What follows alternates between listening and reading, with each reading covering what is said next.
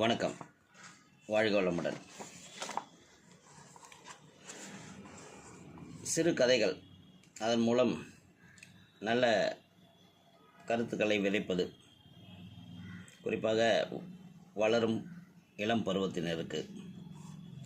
இப்போ நான் சொல்ல போகிற ஒரு சின்ன கதைன்னு கூட சொல்ல முடியாது, ஒரு வரலாற்றின் சில துணுக்குகளை சொல்கிறேன். ஏன்னா இந்த காலத்தில் பல பேர் சொல்லும் ஒரு வார்த்தை, அது என்னங்கிறத கடைசியில் சொல்கிறேன். ஒருவர் தனது வாழ்நாளில் செய்த காரியங்களை அடுக்கடுக்காக சொல்லிகிட்டே வரேன். தனது வீட்டை தானே வடிவமைத்து கட்டினார். அமெரிக்காவின் மிகப்பெரிய பல்கலைக்கழகத்தை நிர்மாணித்தார். அவரது மாநிலத்தின் தலைமை செயலகத்தை உருவாக்கினார். லெட்டர் காப்பி அச்சு இயந்திரத்தை கண்டுபிடித்தார். 7 நாள் காலண்டர் வைத்த கடிகாரத்தை கண்டுபிடித்ததும் அவரே. இரு பக்கமும் திறக்கும் இரட்டை கதவுகளை உருவாக்கினார். வயலின் வாசிப்பதற்கு கற்றுக்கொண்டார். லத்தீன், இட்டாலி, பிரெஞ்சு, ஜெர்மன் போன்ற மொழிகளுடன் பல பழங்குடி மக்களின் மொழிகளையும் பேசுவதற்கு கற்றுக்கொண்டார். அவரது மாநிலத்தின் கல்வி சீரமைப்பை செயல்படுத்தினார். பல்கலைக்கழகங்களின் வேந்தரானார். அமெரிக்க பாராளுமன்றத்தின் நெறிமுறைகளை வகுத்தார். நண்பர்களுக்கும் உறவினர்களுக்கும் 16,000 கடிதங்களுக்கு மேல் எழுதியிருக்கிறார்.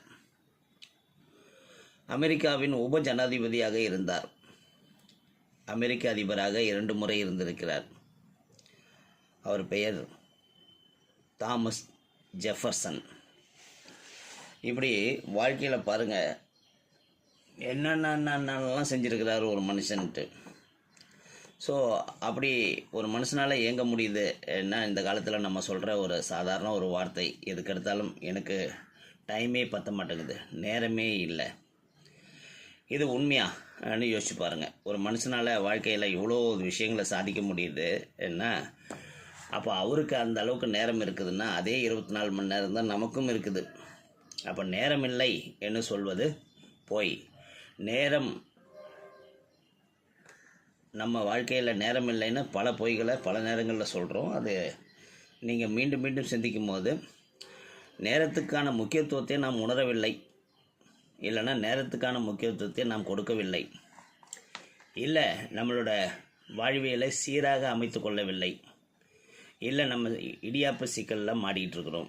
இந்த மாதிரி பல காரணங்கள் இருக்கும். அதனால் நேரம் இல்லை என்று சொல்லாமல் நேரத்தை பொன் போல பாவித்து அந்த நேரத்தை நல்வழியில் நேர்மறையில் செலவு செய்வதற்கு வருங்கால சந்ததிகள் நமது பிள்ளைகளுக்கு கண்டிப்பாக சொல்லிக் கொடுங்க. வாழ்க வளமுடன்.